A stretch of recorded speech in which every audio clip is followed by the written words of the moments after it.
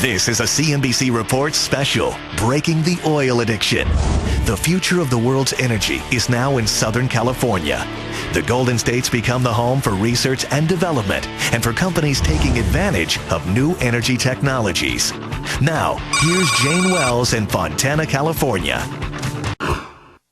It seems we've been talking about switching to alternative energy for as long as there's been sunshine, yet we're still waiting for it to take off, let alone be profitable. Could BrightSource be a game changer? We've now been contracted by two of the largest utilities in the country to build the equivalent of over 2 nuclear power plants of solar power. BrightSource Energy is a California company backed by $160 million in funding from companies like BP and Google. It landed the largest solar contracts in history from two of the largest utilities. Why? Because it's different. While most of us think of solar power as rooftop photovoltaic panels, BrightSource builds large solar thermal plants like this demo in Israel, which use mirrors and sunlight to turn water into steam to power turbines. It's like a traditional power plant minus the pollution. Solar thermal is probably half the cost of photovoltaics. BrightSource will build its first plant for PG&E and Edison on this barren spot of California desert. And starting in 2012, it'll deliver enough energy to power more than 1 million homes. Southern California Edison has more renewables in our portfolio than anybody else in the country. Edison's Pedro Pizarro says the utility giant is #1 in solar, with installations like this rooftop east of Los Angeles, the largest single photovoltaic installation in the country. But nearly everyone agrees no alternative energy would make it without a government tax credit, which expires in 2016. When will they be sustainable without government subsidies?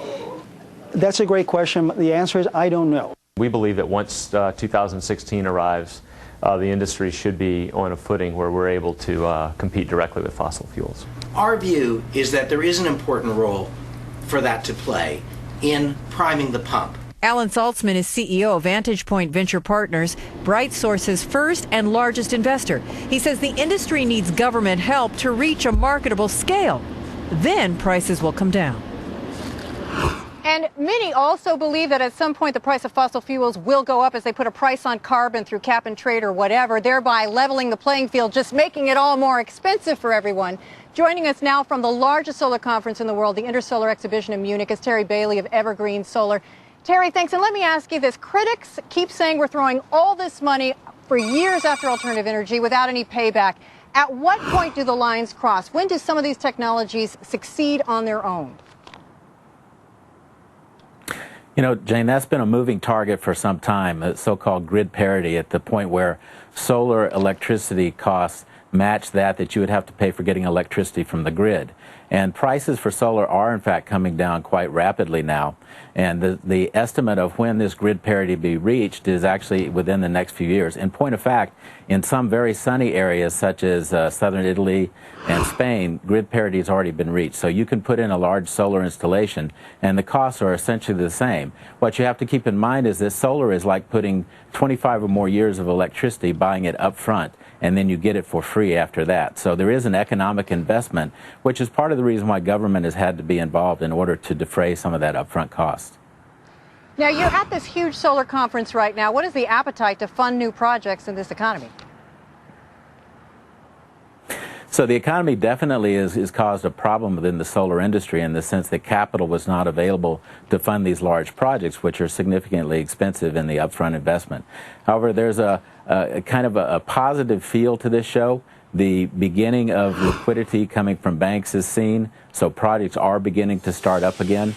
And so we expect that to happen. Something you should keep in mind is that the residential business, that being you and similar people putting solar on their own roofs, is actually a booming thing right now because it makes good sense for that to occur, especially here in Germany, where it's a very simple process to get funding for that. Of course, here it's a little bit more difficult along a permitting process, and of course there's a lot of tax incentives to do it. But Terry Bailey from Evergreen Solar, thank you for staying up so late or getting up so early in Munich for us.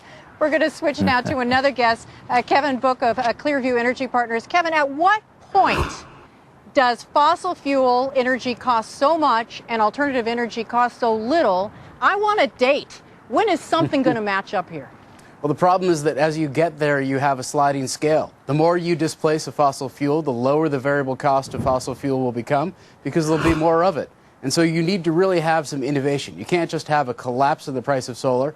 All that does is it gives you an artificially low price for a little while.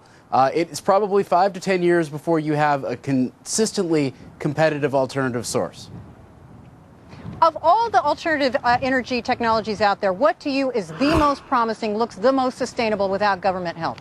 You start with the cheapest. If it's in the ground and it's hot, it's geothermal. That's about as cheap as it gets on a variable cost and fixed basis. After that, burning biomass. After that, wind. Then solar comes in pretty much last after solar thermal. As you mentioned earlier, photovoltaics about one and a half times as expensive. What are the chances we're going to look at this in 25 years and we'll still be where we are right now, throwing money after alternative energies because fossil fuels are still available and cheap enough? Well, the great value of fossil fuels is that you have a highly concentrated, stable form of energy, and it was made over hundreds of millions of years under the ground. Doing that above the ground in a single year, very expensive, very messy. It's going to take a long time. I think we will continue to supplement and become incrementally greener, but I don't think we'll be done with fossil fuels in 25 years. All right, Kevin Book of Clearview Energy Partners, thank you so much for joining us. We're going to have a lot more of our CNBC special report on breaking the oil addiction. But first, your fast money takeaway on alternative.